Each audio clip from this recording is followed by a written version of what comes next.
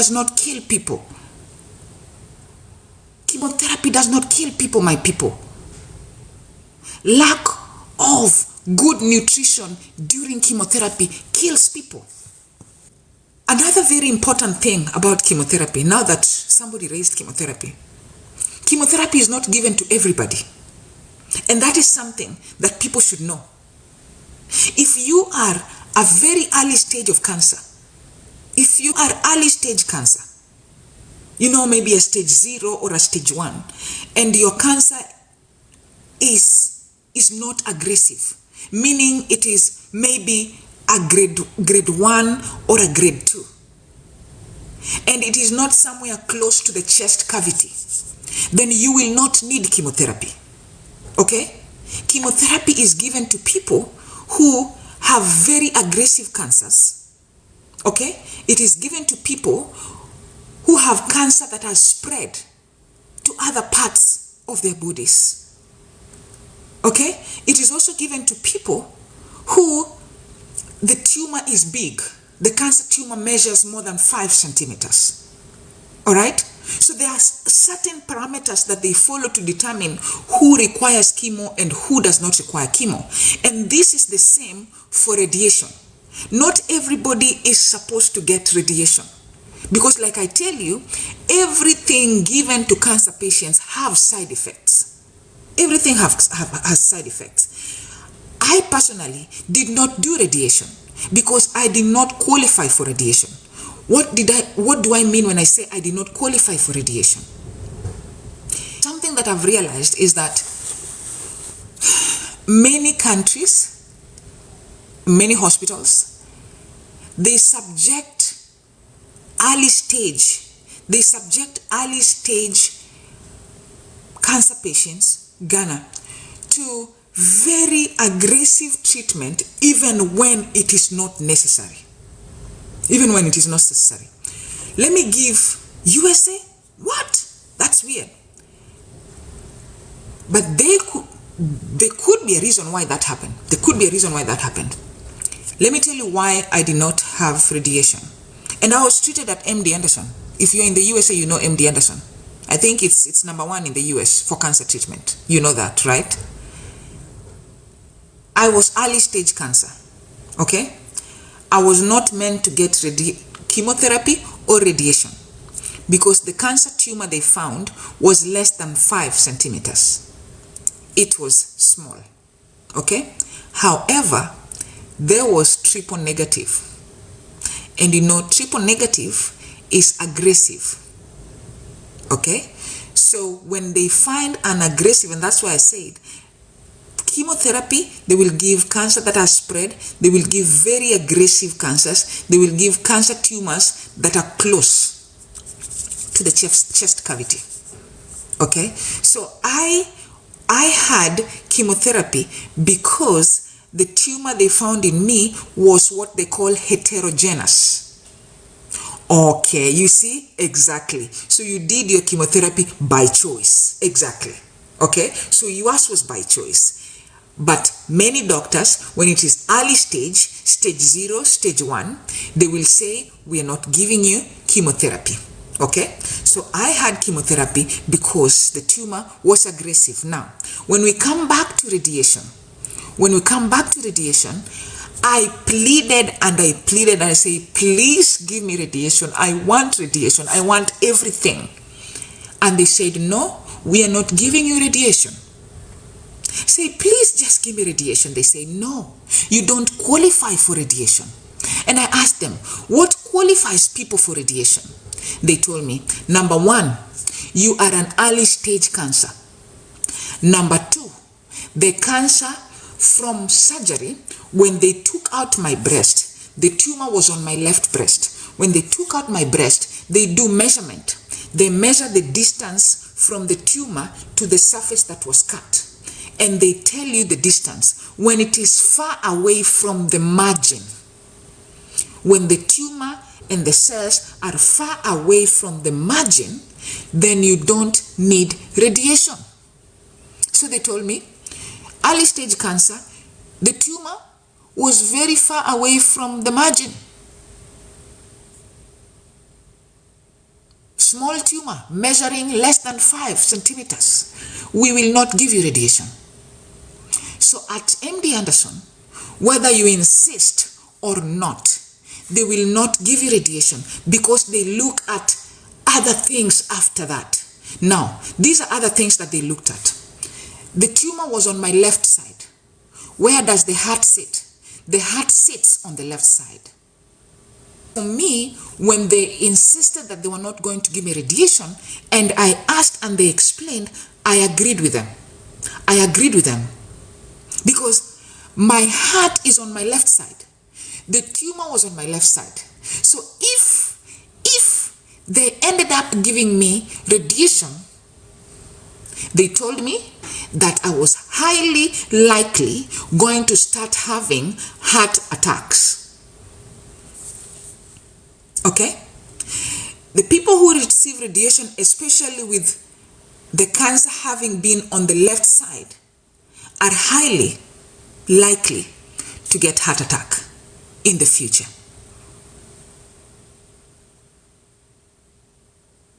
Okay? So you have to understand why chemotherapy is given and why radiation is given. You have to study a lot, but don't waste time, but study a lot. Okay? Now for me, when they explain, because I like studying, I like doing my research, I like finding out, I did my research and I found that the doctors were right and they were actually saving me from more problems. Okay, because with chemotherapy for triple negative, already I had several problems on my table. I had the likelihood of getting blood cancer because I had a chemotherapy called carboplatin. Carboplatin may cause blood cancer for the people who receive it sometime down the line. Okay, so already I have blood cancer down the line. Then again, should I insist for heart attack also? I have to use my brain. I have to use my brain. Okay? So, that is kindness. And these are people who understand why I'm doing what I'm doing. I just came from an interview. I came from an interview with one of Kenya's media houses. And one of my friends and my followers here works there. And they were asking me, how do you get the courage to go topless when you go to speak? And I say, you really don't worry about what people think? And I told them, that's the least of my worry. That's the least of my worry. And people don't know why I come like this. Do you know why I started coming live without a shirt? So many women have gone for mammogram. Even women who had never gone for mammogram. And so many women have accepted double mastectomy. So many women have accepted double mastectomy. So I am seeing a lot of trickle down effect of me coming to sit like this while I create awareness. Okay? And I'm glad when you write and tell me you are learning something. And I'm glad because I want you to learn. I'm glad because I want you to be your own advocates. I want you to be your own advocates. You are here to learn because you want to learn. People who want to learn, they don't focus on minute and irrelevant things. They focus on the education. And that is what I appreciate. Guess what, guys? A few people here are with me live. Anytime I go live, they're here with me. They know. Last week we were shocked. And right now I have advocates. I'm getting advocates working with me in different countries because we have realized, especially for poor people who have cancer, and especially in Africa, I'm sorry to say that, your message motivated my friend too much. What? Let me hear this. He's stronger even more than you because of you. I want to meet your friend. I want to meet your friend. Now that your friend is stronger than me, I want to meet her. She needs to come here so we form a bigger army. We need to form a bigger army. I'm so glad. Thank you so much. I'm always really motivated when I realize and I find that somebody has been motivated. I really get motivated. Because I know that you realized that you're not ugly. You're not ugly, number one. Because guys, I'm very beautiful. And even when I come live at 4 a.m., I go and put my lipstick. I go and put my lipstick. Taking out your breast does not take out your beauty. And you can opt to go and reconstruct. I did not want to reconstruct.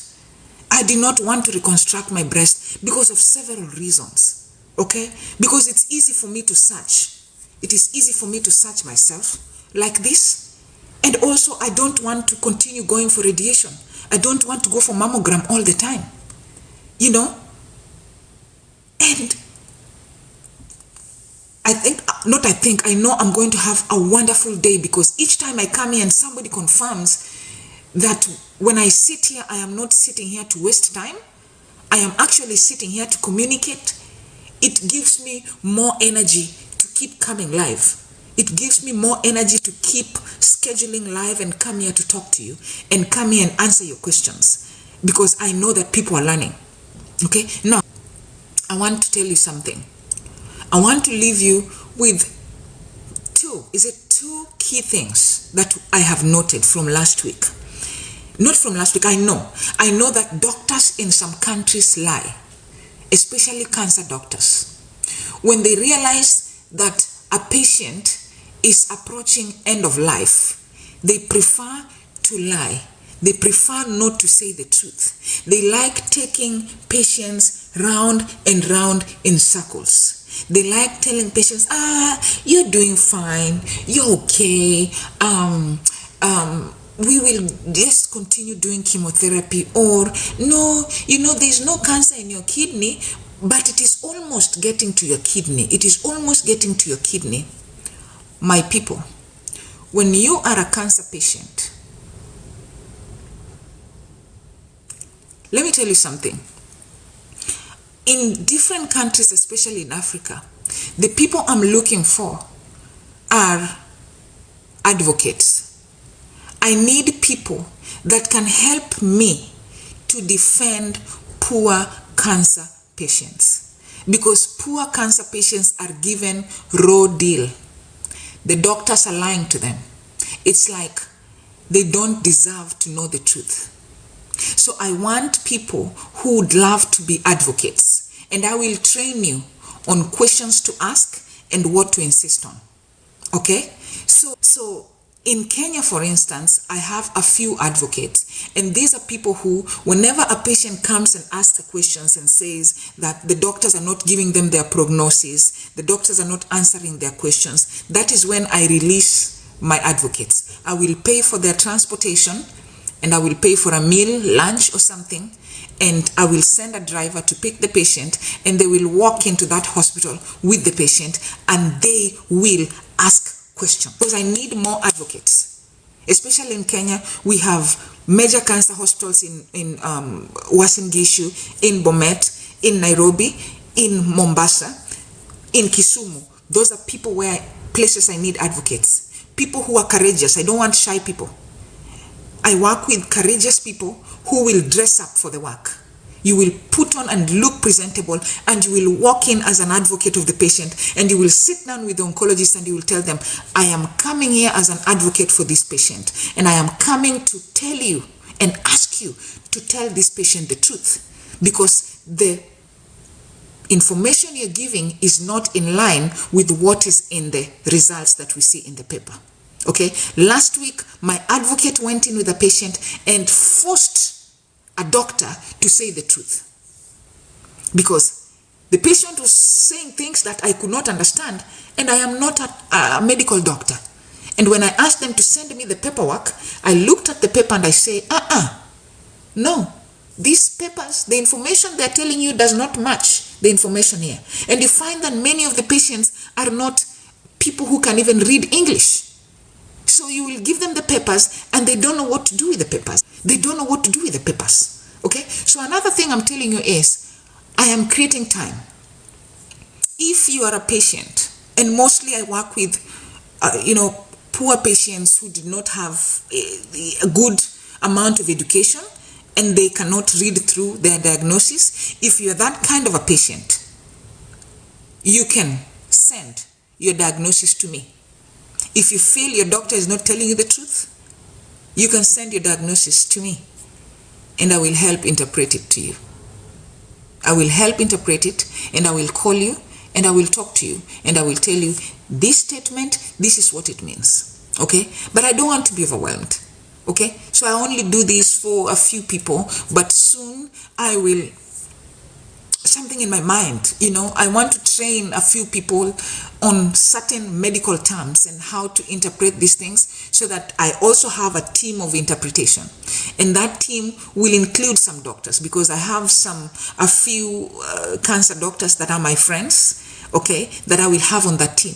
So I can always run those things through them, and you will never know the name of the doctor that gives you that interpretation, and I will give you the correct interpretation, and I will send you with an advocate to go back to the doctor that lied to you and tell them, can you now tell me the truth? Because it is high time. Guys, I want to tell you something. Many times the doctors don't want to tell the truth, especially in Africa. Because in Africa, we want to believe that we are not supposed to die. And they don't tell the truth, especially for end of life, especially for patients that are very, very, very wafer. Guys, when a doctor tells you the truth that you are at end of life, let me tell you, some people are told by doctors, even if they tell you you have 2 months to live. Do you know the 2 months to live by a doctor may be 2 years to live by God? The 6 months to live by a doctor may be 5 years to live by God.